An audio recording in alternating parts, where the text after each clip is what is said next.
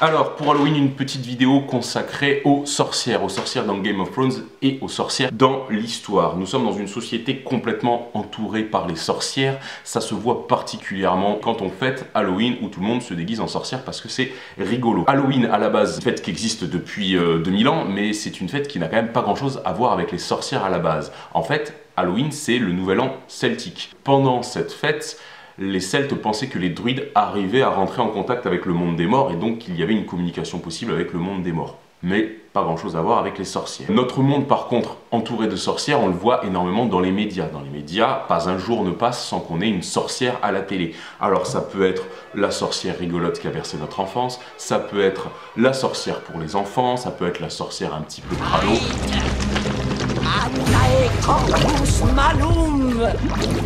Ça peut être la sorcière post-pubère gothique, ça peut être la sorcière un petit peu sexy. Les plus grandes actrices ont incarné un jour ou l'autre des rôles de sorcières à la télévision.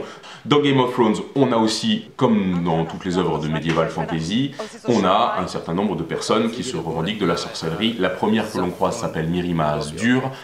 I am named Mirri Maz Duur. I was the god's wife of this temple. My mother was god's wife here before me. She taught me how to make healing smokes and ointments. Et dès le début, on a les caractéristiques essentielles de ce qu'est une sorcière. C'est une femme, elle sait soigner et elle a ce savoir qui est transmis de mère en fille et donc qui n'est absolument pas académique. Elle est également complètement déconsidérée, voire incomprise par la société qui l'entoure, ici incarnée par le guerrier Dothraki. Alors bien sûr, cette connaissance est suspicieuse. Comment est-ce que Mirri Maz Duur peut savoir soigner? On l'imagine mal avec un doctorat en pharmacie. Donc forcément, sa connaissance flirte avec le surnaturel. Beyond the healer's skills, all I can do is ease his path. Save him and I will free you, I swear it. You must know a way. Some magic. Et voilà, on y est. Une femme qui a un savoir, c'est forcément quelque chose de louche, donc forcément quelque chose de maléfique. Et ça, on va retrouver cette tarte à la crème dès les origines de l'humanité. Dès les prémices de la littérature, dès Homère, on croise ces personnages qui maîtrisent les poisons, les potions, qui savent métamorphoser. Le premier personnage qui a tous ces pouvoirs, ça va être Circé, et non pas Cersei, Circé dans l'œuvre d'Homère, qui est qualifiée de polypharmakos, donc qui maîtrise drogue, poison et métamorphose. Dans Game of Thrones, il va y avoir aussi la prêtresse rouge. Sorcière, ça vient du latin sortiariae, c'est-à-dire celle qui jette des sorts. Et dès la deuxième partie du Moyen-Âge, on connaît l'origine de ce pouvoir magique, c'est forcément le diable. Et donc là, l'Église va sortir les gros moyens. Une petite histoire concrète. Nous sommes en 1485, nous sommes dans le petit village de la Bruyère au fin fond du Tarn. Une femme, appelée Péronne Bachem, est arrêtée. Le procureur justifie la démarche judiciaire. Péronne, ici présente, femme de Galibert, dit le bâtier, a oublié les commandements et les préceptes de la sagesse divine et, obéissant aux persuasions et aux ruses du diable, elle a, à l'aide de poisons, de poudres vénéneuses et de paroles magiques, fait périr plusieurs personnes des deux sexes. Ces crimes sont innombrables et bien prouvés, et au nom de toute la population, je demande une punition exemplaire dans l'intérêt public. On découvre une Péronne Bachem qui va, elle aussi, avoir toutes les caractéristiques d'une sorcière au Moyen-Âge. C'est une femme, elle est isolée de sa communauté familiale. Elle n'est pas originaire du village de la Bruyère, elle vient de Burlatz, c'est de l'autre côté de la Montagne Noire. Elle a quitté son village pour travailler quelques années à Lautrec sous la direction d'Antoine Perrier qui est apothicaire. C'est de là qu'elle aurait éventuellement acquis un certain savoir sur les pouvoirs des plantes. Elle se marie ensuite avec Jean Galibert et partent habiter à la Bruyère. Ils se marièrent et eurent beaucoup d'enfants, et ils vécurent heureux jusqu'à la fin de ses jours, mais de ses jours à lui, puisque dès qu'il meurt, elle devient veuve, et là se trouve dans une situation un petit peu difficile, puisqu'il faut qu'elle nourrisse ses enfants.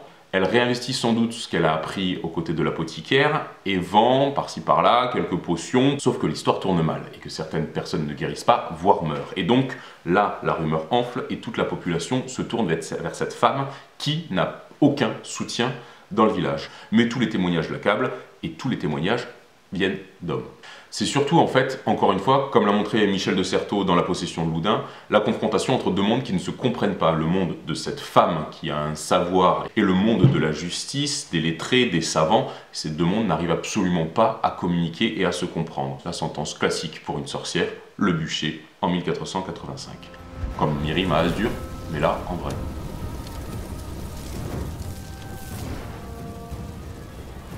Alors ici encore, faites attention, on n'est pas dans la tarte à la crème du sombre Moyen-Âge. La période de la chasse aux sorcières, c'est surtout la période moderne, c'est surtout la période de Galilée, d'Erasme, de Descartes. Selon l'historien américain Richard Kickefer, le nombre de procès par an ne cesse d'augmenter, surtout à partir du XIVe siècle, c'est la toute fin du Moyen-Âge. Entre 1300 et 1420, on est sur une moyenne de 5 à 10 procès par an. En 1420, ça s'accélère jusqu'en 1500, on est sur 40 procès par an, et ça explose complètement à la période moderne, puisqu'on est à 30 000 procès entre le XVIe et le XVIIe siècle. Géographiquement, à part la France, c'est aussi le Saint-Empire, la Suisse, la Scandinavie et les îles britanniques qui vont être touchées par la fièvre des sorcières, beaucoup moins l'Europe du Sud. Et là, il y a peut-être une explication. En fait, on se rend compte que les sorcières vont surtout être pourchassées dans les pays où catholiques et protestants cohabitent. Dans les pays où il n'y a que des protestants ou que des catholiques, très peu de sorcières. Mais quand il y a cohabitation et donc quand il y a de graves tensions religieuses, c'est là où les sorcières vont être particulièrement pourchassées. En France, comment est-ce que ça se termine? Il va y avoir un édit du roi Louis XIV en 1682 qui interdit la répression sauvage et brutale contre la sorcellerie, mais les sorcières vont quand même continuer à être pourchassées par la population pendant un certain temps. Dans l'histoire, la dernière qui sera brûlée, ce sera Anne Gödlin en Suisse, nous sommes en 1782, mais certaines pratiques perdurent. En France, 1824, on est dans la période contemporaine, une femme est accusée de sorcellerie et elle est partiellement brûlée par des paysans dans la commune de Bournel, nous sommes dans le Lot-et-Garonne. La sorcière, c'est une femme dans 80% des cas. Et dans 60% des cas, la fin, c'est le bûcher. Et ouais, on crame des mecs. Ah, le printemps. La nature se réveille, les oiseaux reviennent, on crame des mecs. La sorcière, elle est souvent représentée comme vieille, mais attention, pas toujours. Catherine Paulus, jugée à Valenciennes en 1662, elle avoue avoir passé un pacte avec le diable à l'âge de 5 ans. Elle est jugée et condamnée à 8 ans et demi. Autre topos, la sorcière vole, notamment sur un balai. En 1095, l'évêque allemand Burchard de Worms mentionne ces chevauchées nocturnes, mais lui les attribue à des chevauchées sur des boucs. Pourquoi ce mythe du balai? Alors ce mythe du balai, il a quand même une origine historique. Dans le Ménagier de Paris, en 1392, un bourgeois parisien qui tient son journal intime explique que les femmes refusent de dormir avec un balai dans leur chambre, de peur qu'on les prenne pour des sorcières. L'explication du balai reste encore un petit peu mystérieuse et laisse sceptiques les historiens. Moi j'ai rencontré un herboriste qui avait sa propre théorie. Les sorcières utilisent effectivement un certain nombre de plantes pour leur drogue et elles utilisent notamment des plantes hallucinogènes. Ces plantes hallucinogènes sont beaucoup plus efficaces quand on les introduit par un autre orifice que la bouche. Et pour mieux s'administrer cette drogue, elles utilisaient souvent un manche à balai. Ces drogues donnaient l'impression à la sorcière de voler, donc voilà comment est-ce qu'on en arrive très rapidement à voir le mythe de la sorcière chevauchant un balai et qui vole. Cette sorcière va être hyper sexualisée. Le sexe, aux yeux de la société et de la morale chrétienne de cette époque-là, c'est mal. Sorcière va souvent être représentée nue, dans des positions pornographique et souvent va entretenir des relations sexuelles avec le diable. La prêtresse rouge par exemple, elle, ne couche pas directement avec le diable, mais quand elle a une relation sexuelle avec Stanis, le fruit de cette relation sexuelle est quand même très malfaisant. En conclusion, la sorcière est une femme seule, isolée parce que veuve, parce que étrangère, mal comprise par la société qui l'entoure et le plus souvent hypersexualisée. Sur ce dernier point, c'est pas la prêtresse rouge qui nous dira le contraire puisqu'elle va faire autant de scènes nues que de scènes habillées et c'est toujours très agréable de finir une vidéo sur une scène de nu.